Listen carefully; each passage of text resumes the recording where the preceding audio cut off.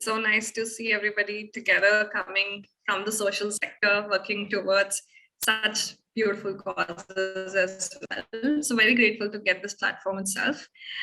Today's conversation, when we did look at the topic itself, I did understand that internships, how each nonprofit might look at what they call as internship might differ nonprofit to nonprofit.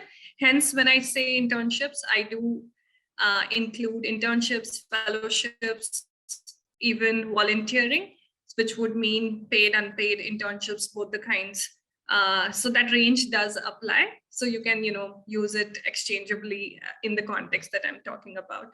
So that's a little bit of context. And let's get right into it. I'll do a slideshow and continue with the conversation. I hope all of you are able to see my screen. So, all right, let's get into it, which is how do we even design the internships that we want to design, right? A lot of you asked about how can we create better structures, create better commitments, set better expectations, so on and so forth, and how can we structure our internships, fellowships, or volunteering profiles that we have in our organization. So let's step back a bit. Let's just go to the basic question, which is, why does an individual even apply for an internship or a volunteer? What is that individual even looking for? And if I could have a couple of people share their responses, that would be helpful. Why do you think somebody would apply for an internship? We have Disha saying that individuals applying to gain experience. Gaining experience, right? We have Devashri gaining knowledge. For knowledge. For college requirements. Part of the college curriculum. Experience, knowledge. They want to give back to the society, practical knowledge to help support the NGOs in doing their work better. So Perfect. To support the social development organizations with their technical skills while also learning themselves. All right. So we'll pause the shares now. Thank you so much for everybody for sharing on the chat box. Yes, definitely a lot of motivations come through a lot of the list of the things that you just said, right? From learning skills to even just contributing to the social sector. So what I'm going to do is talk a little bit about each and what really drives that individual. So then we understand what goes behind somebody even applying for the internship or the volunteering opportunity. So for the first and foremost, for social sector, contributing to the cause is one of the main reasons why somebody even wants to enter this particular profile. And that's why we get a lot of space for, having unpaid jobs as well, because people are more interested in contributing to the cause, and any opportunity that they get, they would like to take it, right? So this is one very important part of their motivation. Second thing is for learning, like a lot of you rightly mentioned.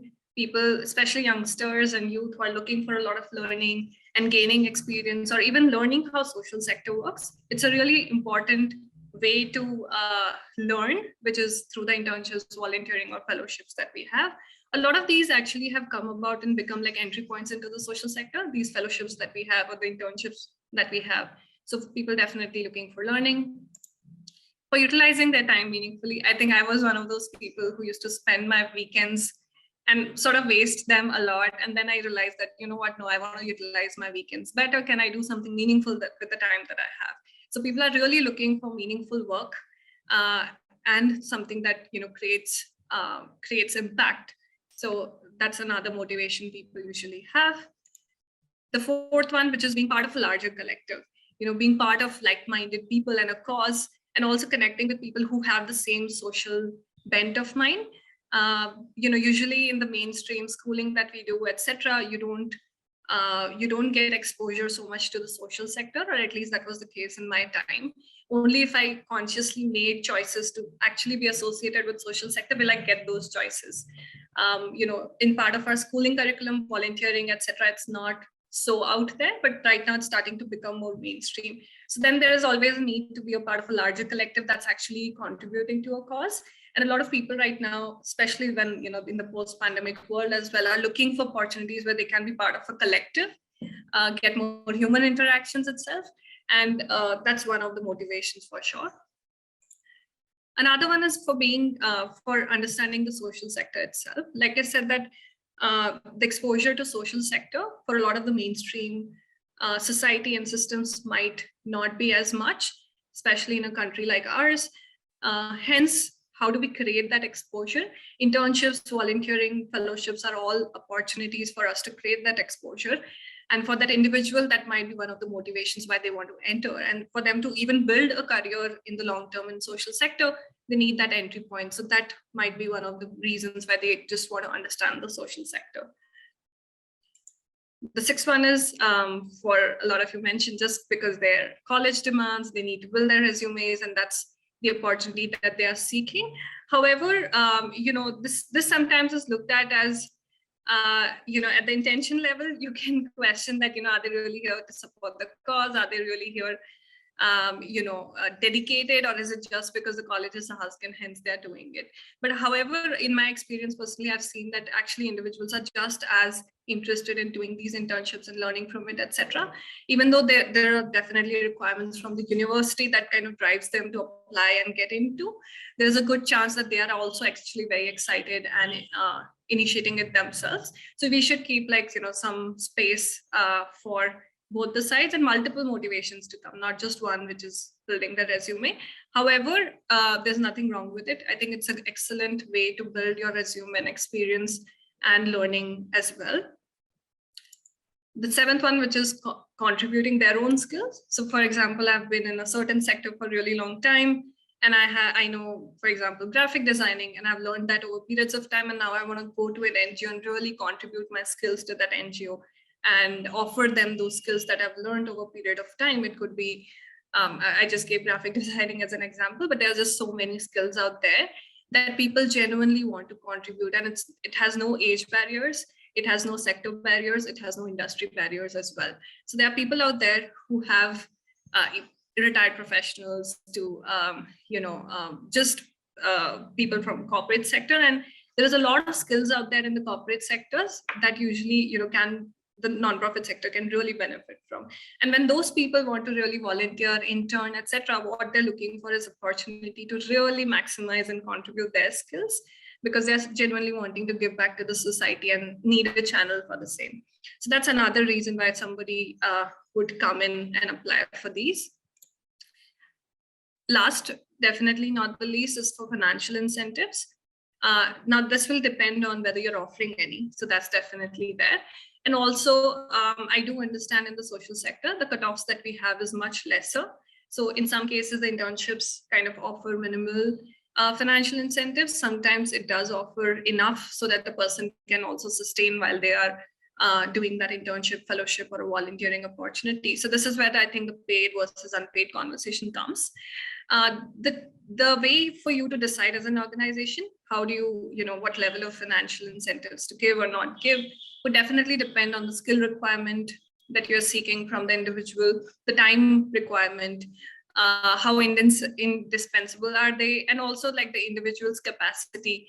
If they're not getting incentives financially and they cannot sustain, they might not be able to continue the internship or whichever that you're offering. So that's a call as an organization based on your budgets and so on that you can consistently, review and take forward.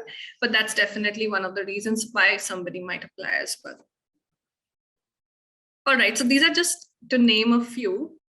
Now there is the other side of it, which is, we heard all the motivations, we heard why people would apply, and there are so many more perhaps that I might have not listed.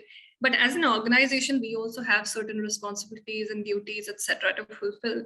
If we start fulfilling all those needs, we might not be focused on the kind of impact we want to create, the kind of responsibilities that we want to deliver as well. So now, how do we kind of first understand what is that we want as an organization in terms of the roles and responsibilities out of that internship, out of that volunteering, out of that fellowship, and then take it forward. So that's the next step, I think, that I'm going to talk about. Just one second. Yes, so step one is job analysis, which is, as an organization, make sure that you are very clear about what and why are we creating this impact, and how are we creating this impact. What do we, is it through our volunteers? Is it through our field workers? Is it through remote online mediums and so on and so forth? So the beneficiaries that you're trying to benefit or the cause that you're working towards, you need to be very clear, because you'll attract people for the cause also. For example, I was a volunteer. I wanted to teach, and I really wanted to teach children, and that's why I got attracted to this cause in this organization. However, if I'm somebody who wants to work in sanitation or water consumption and so on and so forth, then the kind of organization as a volunteer I'll choose will be much different. So you need to put a word out there and be very clear about the kind of causes that you're impacting, and how are you impacting them as well. So then accordingly, you'll attract the right kind of people to apply. The second thing is to create the impact, what kind of roles and responsibilities that you need in your organization. Now, once you've understood what impact that you're trying to create that and to make that happen, what all work does it take? What are the roles that you need? What are the responsibilities? Now, in any organizations, you will have a few departments like finance, HR, communications, etc., which will be consistent for almost all the organizations. However, the impact roles that you have, your program delivery roles, which are very closely related to your operating model and so on, those need to be defined and understood a lot more, so that you can understand that, okay, should we be looking at volunteers coming in that section? Should we be looking at fellowships happening in that section or not? But the rest of it, you can possibly go all out and have. I guess you need, for example, for finance, you'll know what you're looking for and what is needed in a social sector, and that's very organized now, which was not the case like 10 years back or 20 years back. For marketing and communications, very straightforward, you know what you're looking for, etc. However, the moment it's your impact roles, it becomes a lot more specific and only related to, contextualized to the way your organization works. So that's something to think about. The third step, it's once you know the roles and responsibilities that need to get delivered, what are the skills and the time commitment required to deliver those? Just a very small example, at Make a Difference, we are supporting a lot of children with life skills, with education, and so on and so forth. So for example, if we want to support them with education, we know we need to at least deliver 5 subjects across a month for 20 hours, etc., to that child, right? Now that we know that's the kind of responsibility that we need, what are the skills? We need subject teachers, we need people who can teach really well, break down concepts, and teach different classes with 6th, 7th, 8th, 9th, 10th, and so on and so forth, right? So how we are breaking this down is understand the roles and responsibilities required to create that impact. In our case, we have volunteering opportunities, fellowship opportunities, and we've created like a very detailed version of that. And then the skills required. Skills can vary from, just delivering teaching, all the way to fundraising, having excellent communication skills, excellent project management skills, people coordination, facilitation, etc. So that's something you can map out and see how it translates into your department's roles and the skills. The fourth is to onboard people with those relevant skills. I think that's one of the most crucial part, which comes later once you've understood what you're looking for, what you need out of your internships, volunteering, and so on and so forth. How can you get the right people and the right match for those skills, for that time commitment? How do you source, hire, onboard, and then manage them as well, right? Which is, I think, the main focus for today's conversation as well. How do we get the right motivated volunteer and fellow sourced, hired, and then onboarded and then managed well as well? But for that, you'll have to do all this background work that I just talked about for you to even reach there. So that's something at the back end that needs to go in really well as an effort from your end, and then you can reach the fourth point. The second step is mapping those jobs that we just talked about into the motivation. So we've talked about 2 components, which is what really motivates a volunteer, and then what entails a job or a skill, and so on, and responsibility, and so on and so forth. Now, how do you map it together? Which I have like a quick framework to explain how you can do that. However, as an organization, you can, customize it for yourself and see if that is how you would like to take this forward. So these are some questions that you can ask. For example, I'll just quickly talk about each. Are the tasks exciting for an individual? Now, for an individual who is seeking learning, they would like newer tasks to come their way. They wouldn't want repetitive tasks. They would want it to be exciting, engaging, high touch from a mentor, and so on and so forth. So then you will perhaps have to customize for that kind of audience differently. Second question, do the tasks give space for learning for an individual or not, which is very similar. Are the tasks repetitive? The other side of it is there might be people who don't not looking for learning. They actually want repetitive tasks so that they're not spending too much time, and within a short period of time, they can just repeat and get the work going and get it done, right? People who are more doers, people who are more into task execution. If you're designing your job for them, then the tasks will be repetitive and your job descriptions, your skills will be much different. Personality that you're looking for will be much different than the person whose motivation is slightly different. Are the tasks creating an impact and directly on ground? So this is something that I think I get asked a lot, which is, volunteers who don't get to meet the children every day, they get a lot more demotivated because they came here for a cause. They really want to work with the children. When pandemic hit, when we couldn't meet our beneficiaries every single day, it did take a lot of toll. So things like that is a very important dimension to add into the job that you're designing. How much of on ground, on the field experience with the beneficiaries would you like to give to your interns or fellows? Is that something they are seeking? Or is that something that's part of your job description? If it's not, what are the kinds of job that you're creating, and is it the right match for the person applying, and as well as what your job really requires? The next one is, does the individual have space for working with others, for people seeking collaboration and like-minded people and interacting? Do they have that space, or it's too much of an individual contributor job? In that case, they might not feel excited with it. Can someone be easily trained to do the task? Which will depend on how much bandwidth you have as an organization to be training and onboarding. So that's contextual again. Do the tasks require skill and are complex? In case they require skill and are complex, you're better off sourcing and hiring from different environments where the skills would be available and people will be willing to volunteer, paid or unpaid. Can the task be done remotely? I think that's one question for the post-pandemic world, which is very, very relevant in the day-to-day, which is what kind of jobs have you created? Are they remote working? Do they require an on-ground, on the field requirement or in the office requirement? What level of flexibility are you willing to offer to get that work done? So that's something to keep in mind as well. And then the last one, should the job be paid versus unpaid? That's a call again as an organization you can take to kind of really understand. So these are just some initial thoughts to put into action the longer exercise of actually implementing your internship program or fellowship program. And also, when I'm talking about this, I'm already saying that this can be done at scale instead of just looking at hiring one intern or two interns. If you want to do that, if you want to hire 10 people, 15 people, 200 people, you might have to do this exercise very extensively before you can really implement and project manage it with the people, because that level of clarity would be required for you to run it efficiently.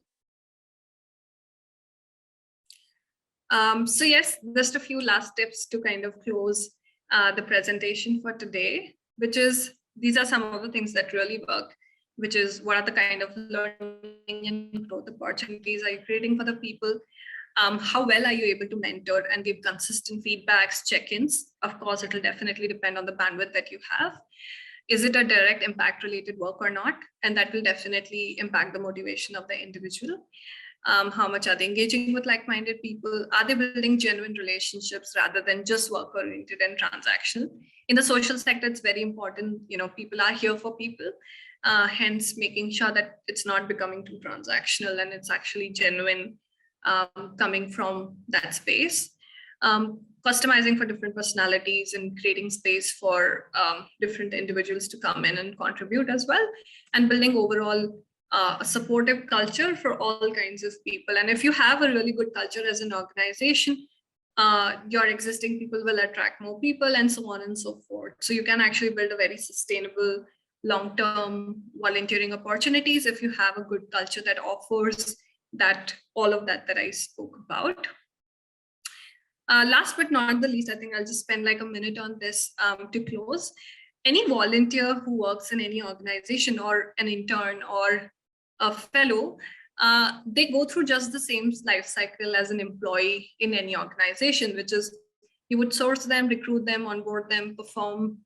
There will be a performance that will happen, and then they will, move out of the system and offboarding will happen as well.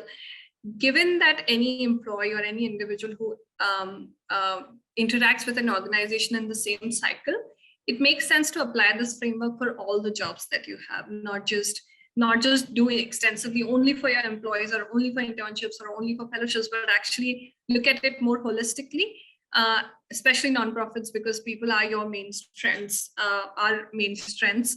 It makes sense to look at people as people, and this whole exercise is holistic, and then segregate into, okay, what are the full-time opportunities, what are the paid opportunities, what are the internships, and so on and so forth. So that might be one lens to look at it.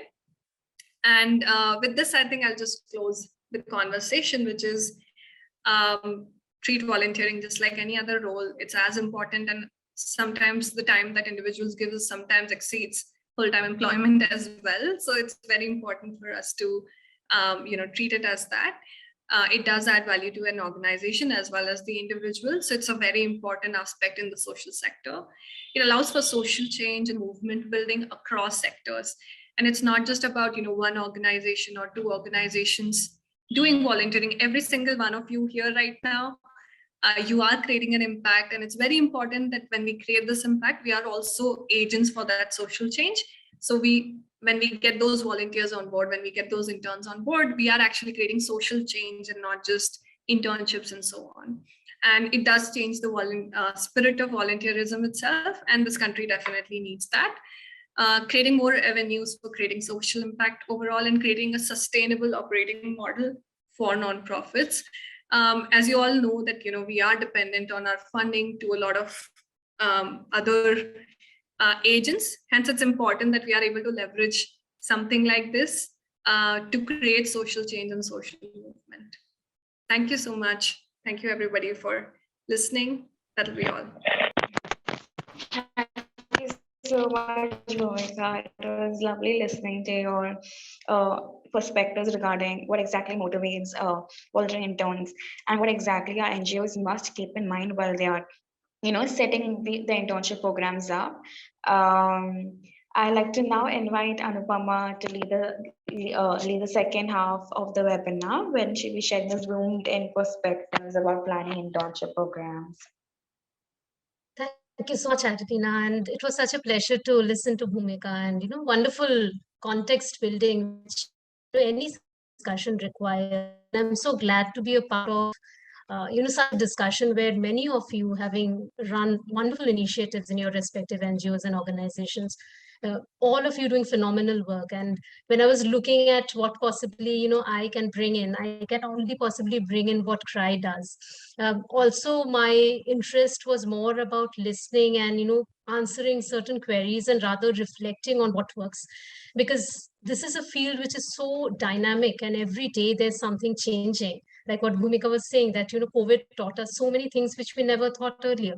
So the way we work, the way we engage volunteers and interns have changed over the course of years and months. So discovering this entire facet of how interns really value add to an organization's work, there is nothing given, honestly. It's just like you get your hands into it and you put in your thoughts, you see how relevant it is for your organization, and design it your way. But that said, there are a couple of very simple things I thought of putting together, and a lot of it wonderfully builds onto what Bhumika and their MAT experience has brought to the fore. And I will just try to build on it further, and in continuity share certain insights which might be of help, and look forward to a lot of questions and afterthoughts which might make it overall richer. So I'm just sharing my screen. My internet is quite patchy today, so just let me know in case there's some audio issue and I get disconnected. Is it visible? Is my presentation there on screen? Yes, Anupama. Okay, great.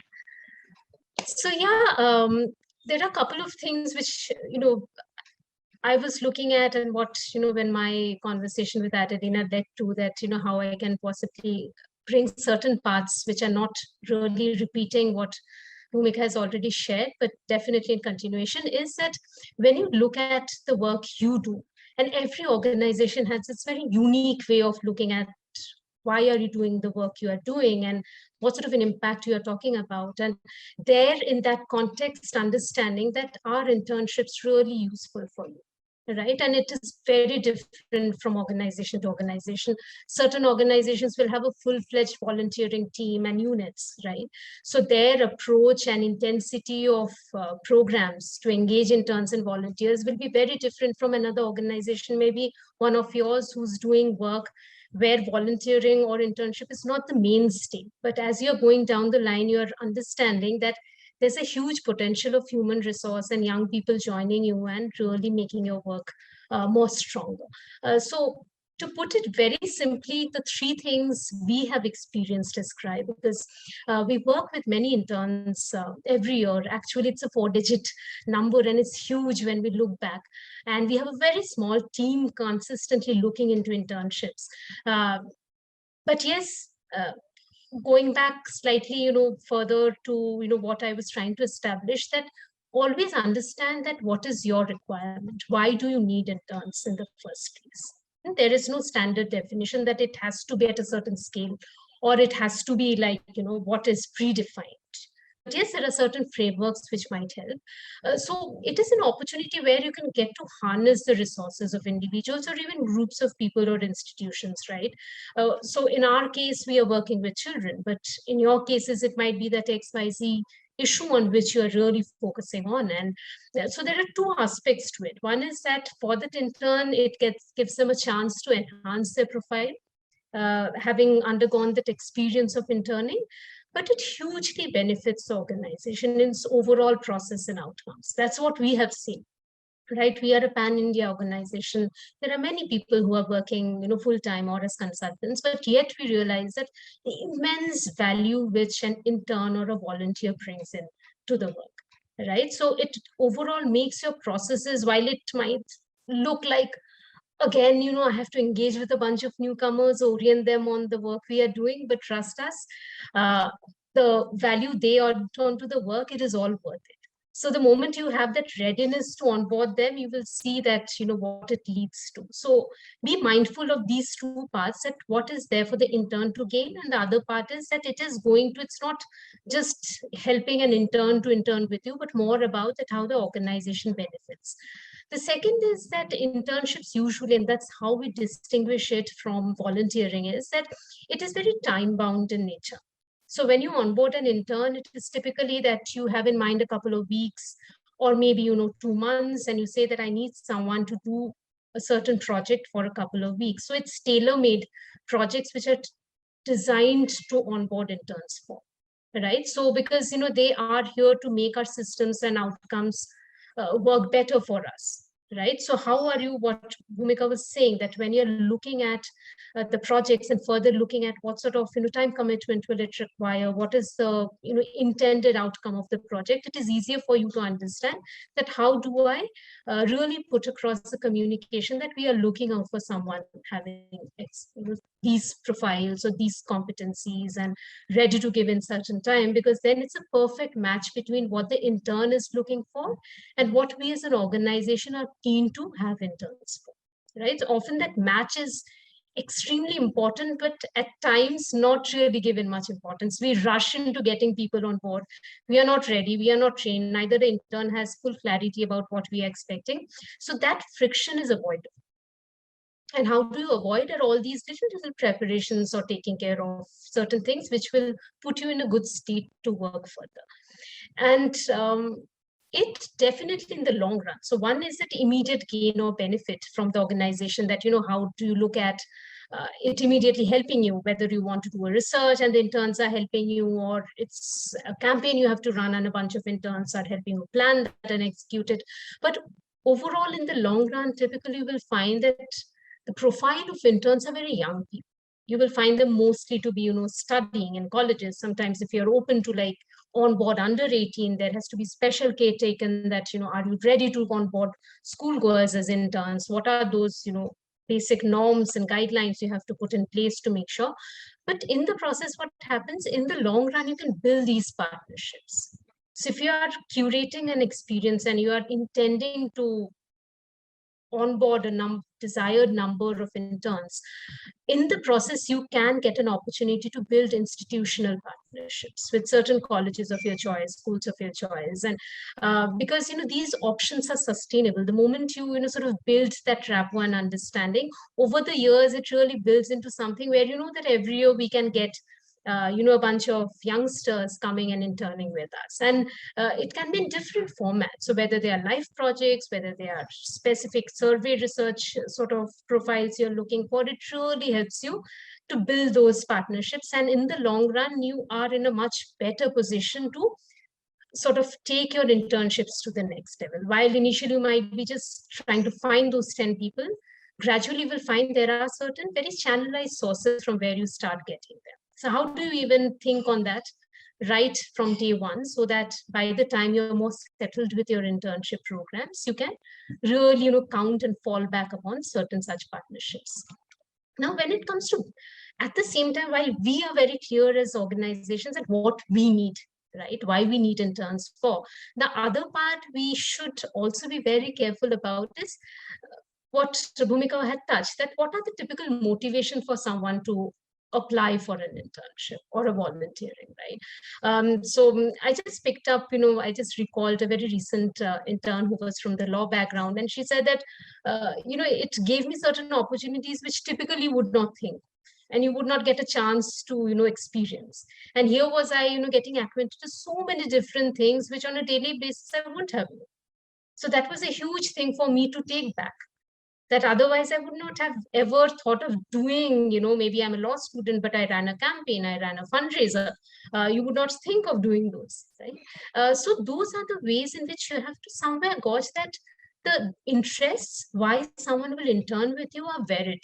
So do not try to sort of put them in a single basket, but it never happens that way, right? So keeping that in mind, there are a couple of very simple benefits we always find people who inquire about internships, right? That typically, definitely, it's going to enhance their professional profiles. Whatever the career trajectory would be like, and they are supposed to be chasing, you are making them feel that your contribution is hugely beneficial and precious for our processes and outcomes. The moment they relate that they can be of use and of value to something larger, which is a social good, you make that bond stick, and they performing, in the best manner possible.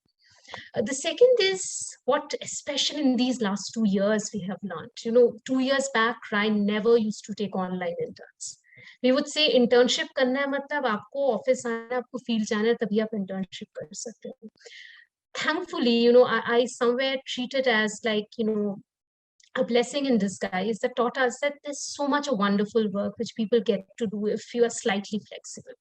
So are you agile to think of different ways in which you can build your internships, right? Because the very simple thing, which might sound a little selfish, but which is what we have seen work wonderfully, is making people see that doing good does you good.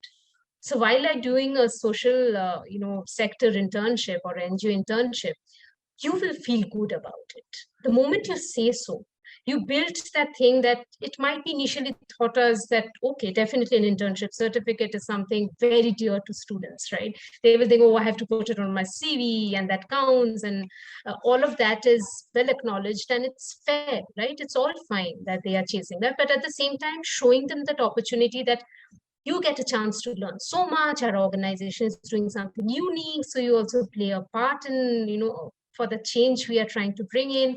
You are able to interact with certain leaders in this sector where you are getting to hear from them, interact with them in sessions. If you're really performing well, then there is a chance that we write you recommendation letters, which are often, highly valued in higher studies and the work, where I recall so many of our erstwhile interns coming back and saying that, I never realized when I was doing it, that, in my application for job, they asked me that, oh, you did an internship with this NGO, what did you exactly do? So while they never thought that that would be asked, I recall an MBA student who got through IIM Ahmedabad saying that actually my interview was rigorously around my internship with CRI, which I had never imagined. Right? So how do you build that thing that it is of huge value and it brings you a lot of happiness and satisfaction? That is where the USP of internships in NGOs are. So are you able to build that messaging when you're looking out for interns, right? And definitely that instilling and making them understand that whatever, you might be a medical student, a law student, you are planning to do your MBA, you are an engineer, but that a social sector internship enhances your social empathy.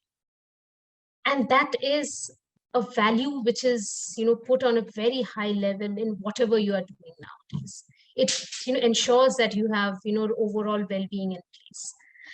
The moment you build that connect and value in them to look forward to, internship certificates gradually come towards the end of what they were intending to get. That's what we have seen in our, ways in which our interns give feedback.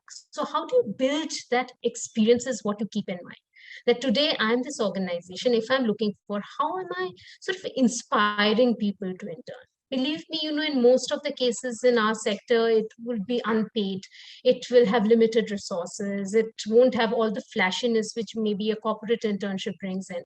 What is that unique thing which will engage them and inspire them? Try to, carve it out for yourself, because every organization will have its own. And then try to put out the ad across, which will have those basic things of, the job description, etc. But it will tell them about the organization they will be becoming part of. Now, when you're doing recruitments, a couple of quick things that make it very targeted. Sometimes, you just might be saying that looking out for interns. A potential intern may not know that what exactly you are looking for, right? What sort of skill set? What's the project all about? What is the timeline? Right? How is that going to make an impact to the overall work of the organization? So while, general appeals raise a lot of curiosity, in today's age of social media, you will find that you put an ad and a lot of people, just click and share, like and all that, but nothing really happens in terms of onboarding people. Versus that you have very defined roles where you are mentioning that this is exactly why we are looking for an intern and please join us. It will have far better outcomes. So do those direct targeting when it comes to whom are you approaching. So when you're putting up an ad, where are you putting it up? Do you have your website where there's a dedicated page for volunteering internships? Are you using these wonderful internship portals nowadays where, you can put up ads and, onboard interns? Are you collaborating with certain colleges and trying to, do something very customized where you will get people? Plan that where I'm putting up my requirement and request, and would I get the desired profile from them? To try to make it somewhat specific and targeted is what I will suggest, because we have also learned the hard way. While we thought that let us keep it as open, but it always helps that within that try to define it as much for them to have clarity. Remember that any intern or volunteer does or does not do an internship primarily because of lack of clarity. They do not know exactly where do I apply and how does it benefit me. The moment you try to make it very simple for them to understand, very naturally they would be inclined to apply for an organization where they know that, oh, I see myself there. Right? Second is that, they have very different reasons to intern, as we heard in the earlier slot, right? So that, if we need that, we need to have certain campaigns which are steering interest towards it, because there are a variety of ways to appeal for potential interns. So is it a certificate? Is it if I want to give back? I have a lot of time. I'm looking for an online internship. You just don't know what will click with that potential intern. Right? So when you're planning those campaigns, try to see what are your highlight points which will grab attention. And it's just not for the sake of getting them, but surely your first starting point is it has to be relevant and useful for you. But then how do you speak their language where they understand that, oh, I can tick the box I had in mind when I was looking for that internship? Are you giving them that opportunity to tick that box? It might be one, it can be more than one. And yes, try to understand what people have in mind, because there are a lot of sub-segments you can tap into. Even saying that, oh, I want to get a college tour is too vast a segment to tap. Within them, are there certain kinds you're trying to look into? Do you want people with certain skill sets, very defined skill sets, or people with a lot of energy, maybe fresher, but a lot of energy and a lot of time in hand, and you can sort of nurture and build their potential to, perform? How best you can closely weave, your requirements with their priorities. place, and where do you find them? Invest on that time and do that homework, because while it may seem like, oh, bahut kaam karna pada and let us just get started, always, like, it's important that you sweat it out in preparing for it, rather than like bleed more in the battlefield, right? So sweat it out, doing your own groundwork well before you actually go out, because then you know exactly what to do. Couple of quick things here is that just keep in mind that there are certain things which I will suggest that it always helps, that if you are planning an internship, do you have a brochure in place, or you have a defined page on your website talking about, or a program note? If someone says, okay, exactly how are you looking at your programs and internships, you might say that, this is what it is all about. So is there a ready note or a reference page where you can guide them to? Application forms really help nowadays. Like, try to see how smooth your onboarding and recruitment can be. Someone visiting a site that, acha, let me mail, and then someone will check and mail back, and then back and forth about that, would I want an interview, and then, okay, try to see that how can the processes be made very smooth and simple for the organization and also for the intern. For us, we try nowadays to go entirely through the online application formats where, they just fill in all the things we need to know about them to make our initial decision of whether they fit close to what we are looking for. You may have a round of telephonic or face-to-face interviews if you think, okay, these are the bunch of shortlisted people, but before I onboard, I need to understand their attitude and readiness and best fit for the organization. An interview always helps. We do it, right? We often find that people who do wonderfully, they write wonderfully and brilliantly, may not have the right attitude to fit into the type of things we are looking for, right? So an interview always helps. So if you have the bandwidth to think of that, how are your screening processes in place? What are the things you will take care of before you're on board, right? And then make sure that things are as smooth for them, right? It is like, do not take much time in taking their lot of time and effort before they know that, am I selected or not? So make sure that what is your selection process, what are the time slots you have assigned for every phase, and you're communicating it right away that, see, this is the time window within which we will be taking our final call. So be with us, right? That clear communication really helps the organization and the interns who are applying for it. While as you onboard them, there are very, certain very simple things, again, I would want to suggest that, what really works and how. That set expectations very clear in your offer letter. So whether you're sending across a formal offer mail or you're drafting a formal letterhead with an offer letter, just certain things it must have, like, location, is it remote? They have to report in your location office, which is in a certain city.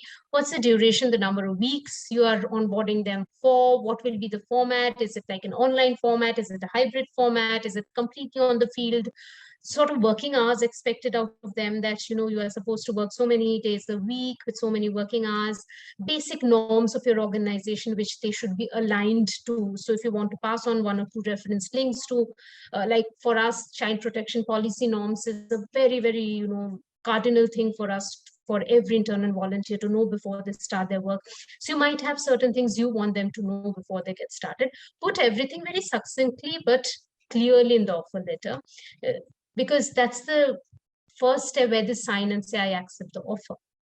So then, they cannot backtrack and say that, oh, I didn't know, or I wasn't clear of this and that. Here's your opportunity to set things very clearly in that offer letter. So have a ready template, right? Every time you're onboarding someone, just a few customizations and tweaks, and you are done to sort of send out the offer letter. So have a ready template in place.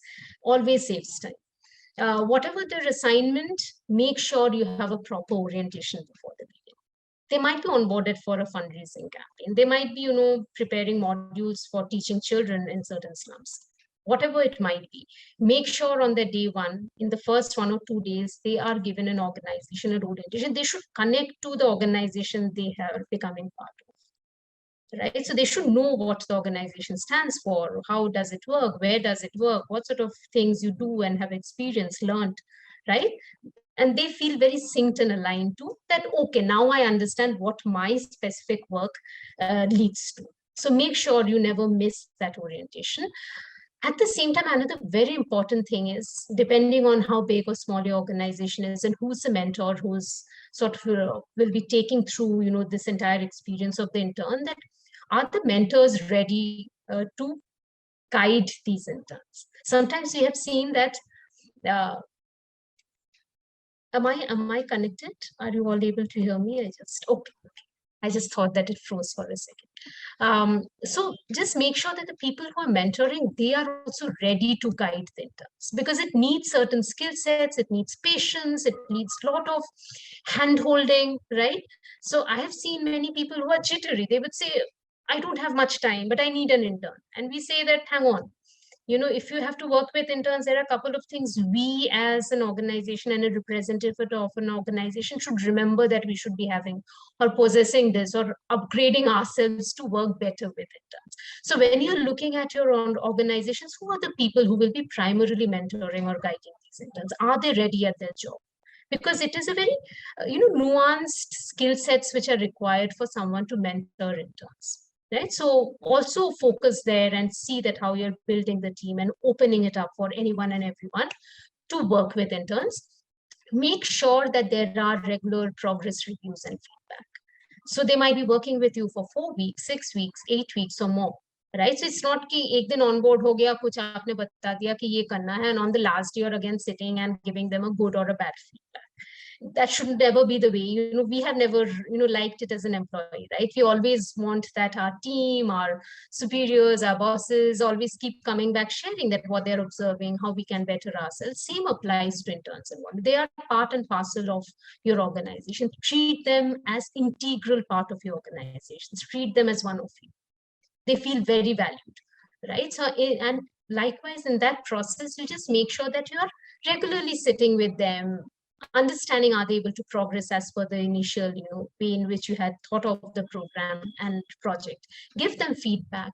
Make sure that your outcomes are mutually satisfying. It should make the organization feel happy that it was all worth it. It should leave the intern with a very positive memory of having interned with you. So how do you sort of bring it to a win-win situation where both the parties gain out of it?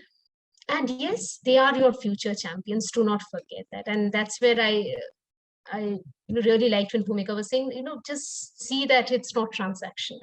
Because while it may benefit you in the immediate scheme of things in that initial month, but they are the ones who are going out back in that external world and talking about your organization. So what sort of learning and exposure and overall cause engagement you're ensuring that you're providing them, because then they become your spokesperson. Most of our interns, volunteers come through word of mouth. They have heard their seniors talk highly about the organization. They have heard their faculty talking about, oh, if you're wanting to do an internship, do it in a certain organization. So if you're working with 5, those 5 actually in the next year will bring you 15. So invest on them. Look at them as your champions. They are the ones who will really make you stronger in the coming days. And finally, overall giving feedback and evaluations. In the first 2 days, whatever project you have in mind, just work with them on an action plan with timelines. It really, really helps. Just putting that in a simple table on whatever format works for you, but something which is understandable that the intern knows and you know that this is the basic action plan and progress tracker where we just keep visiting it and updating our work progress, and just keep regular periodic reviews so that you can keep going back to that common document saying, acha, in first week we had thought of this, in the third week we were supposed to finish with this. Are we on track? Are we stuck somewhere? What we need to do? It always helps to have a common reference document. Just make sure they put it down in words, whether it's in a table format, whether in anything else which works for the intern and your organization. Make the deliverables very clear. Ambiguity never helps. Sometimes, we are sometimes too polite that, let us not be too specific on the initial phase, but it helps while you're sort of onboarding them to the organizational culture and what you expect and what you do. Just make sure that, see, you have limited time with us, and these are the things we really want you to help us on. So make those very clear, because that builds accountability. They feel responsible that, oh, I know what my defined tasks are. Right? So that is also essential, that you connect the larger vision to specific things they are here for and they should be delivering. Teamwork again, when you're looking at your project, see that do I want an individual intern to work on it, or I want a bunch of interns to work as a team? Both of those have its own merits. So, wow, what are you working for? And, even teamwork in COVID times, those can be wonderfully facilitated. So you have a Zoom call, a Google Meet, and you just quickly catch up and just see that are you people able to work together or not. Setting clear role delegations in case of teamwork is very important, because otherwise there are people who will just work their heart out and say that मैंने ही सब कुछ किया था and others did not do, right? Or sometimes that they are not clear that, look, I was part of a team, but I did not know exactly what I was supposed to do. So if you're planning team internships, just make sure that who's doing what, while the entire onus is on the team to perform. But within that, if there are, just like how we work in organizations, right? We are part of a team, but we also know that as an individual, I'm supposed to do certain bits of it. So make it also clear in such cases. The action plan, make sure that it is a very open one and flexible one where you're constantly revisiting it basis the discussion and progress, right? Because that helps you to course correct at the right times and staying on track. So make sure that you are ready to have that flexibility. Constantly appreciate and give shout outs. So do not think that at the end, I just have to, finish this internship, or, that certificate should be enough. We being humans, we always love to be acknowledged for any little work and any little progress we are making. So give those due shout outs. There are very creative forms of doing it. So if you have your, notice boards in office, or if you have a common mailing system where you're putting this across, or if you have a WhatsApp group where you are just appreciating, because interns cannot be interacting day in, day out with each other, but saying that, hey, this intern particularly did phenomenally well, right? And you give a shout out, those really give a lot of impetus for them to do better. So keep that in mind, give them maximum exposure to what you do in different forms. You take them to your field intervention areas, even if it's unconnected to their work. I recall, there were a bunch of youngsters who were doing something on fundraising with us. But they were curious that, how we work with children, who are those children, can they be of any help, while the primary work wasn't that. But when we opened up opportunity for them to interact with the children we work with, the amount of satisfaction they had and the tremendous happiness they ended their internships on was like, oh wow, while our immediate project wasn't about it, but you gave us exposure to the children we actually work with. Now we know that, what we were fundraising for. So that's sort of a connect. If you really, align them to the outcomes, that really, really helps you. And closure wrap-ups, just see that there are certain systems in place, that you're sitting for a formal discussion, there's a proper feedback form where you seek their feedback as well. Right? One is we are giving feedback as an organization or as a mentor, right? It's very important to take their feedback, that were they happy and did it come close to what they had thought, right? Give out a work appreciation letter that this is what your internship was all about. Because it's very important, what we as CRI have again learned, that we have a very structured way of taking feedback, and we take it very seriously. Because when someone writes, because they know that's the last thing, so they do not get bothered that, I have to write well. Many people, tell us that I like, but this was something I wish was different, or this is something, perhaps I thought would be different. So we learn from it. So make sure you are also taking that very hearty, candid feedback from them, so that you can look back upon your systems, and that really helps you. It's not that we cannot make any mistakes. We have really grown because those feedback have told us that, oh, your onboarding, this thing could have been better. Or we loved this part, which we thought was very small, but they really, really loved that part. So how do you build on that better? So just take the feedback very seriously. So on that note, I end, and our founder used to say, and we still, live by it, that every individual is a resource. So whether they are bringing their time, whether they are bringing their skill, do they have goodwill for the cause and for the organization, every bit adds value to whatever we do, right? Same thing I think applies to most of us in this sector. We believe that, it cannot never be done alone. It's always the collective action which really makes the difference.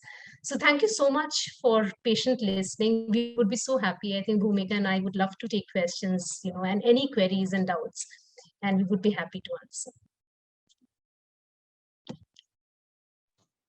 Yes, thank you so much, Anupama and Bhumika, for that beautiful presentation. Thank you so much, Anupama.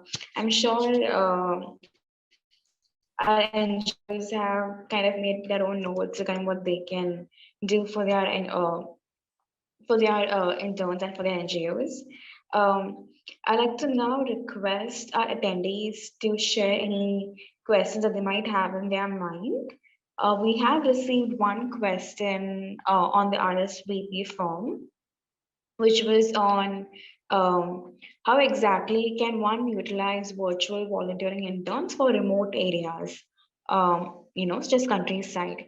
Do you have any, would you like to share any kind of perspectives or tips that our NGOs can keep in mind while working with remote areas and for virtual volunteering interns? Okay, so I think Bhumika can also add for us.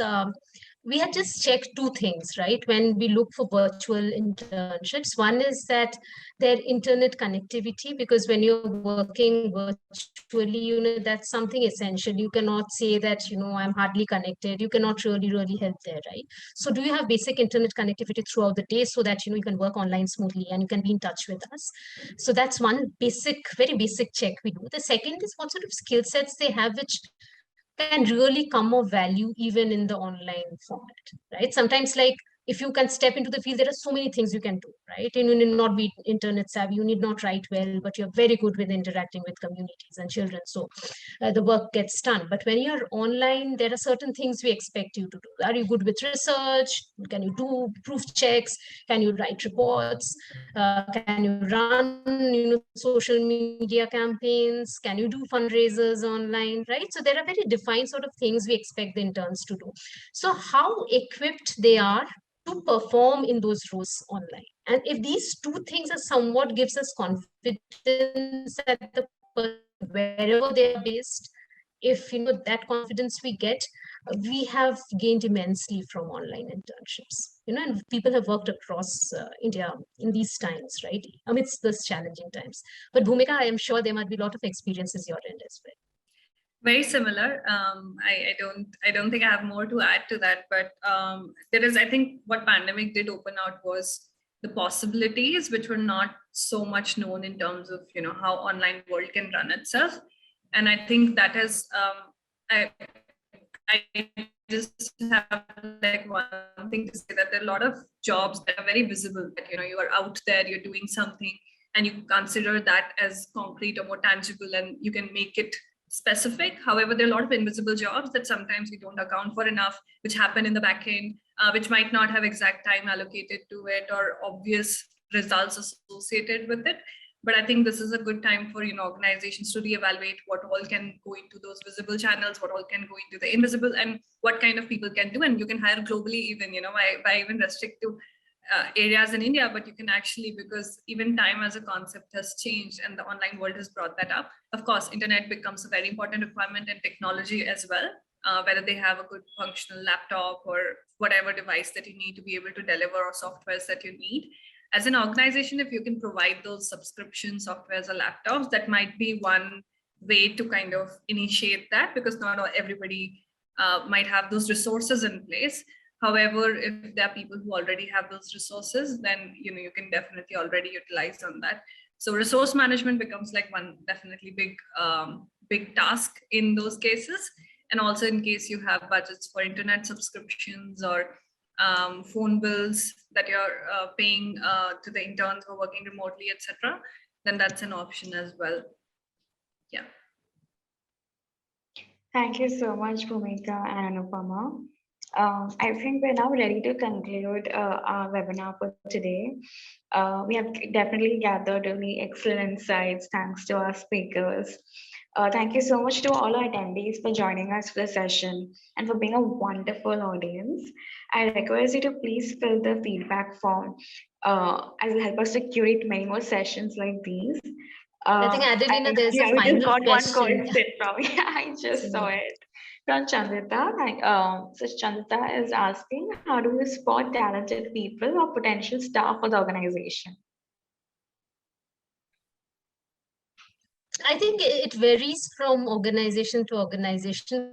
For us, many of our volunteers or interns would come back, exploring different ways in which they can keep value adding. But uh, you just see the professionalism. I think internships, we say, is the stepping stone in your professional journey and careers, right? So whatever you learn here is definitely, one is the big part is aligned to the cause you are championing, but in the process there are so many things they build on, which are like typical professional profile and skill sets, right? Can you work in a team? Are you showing leadership capabilities? Are you good with documentation? How do you resolve conflict?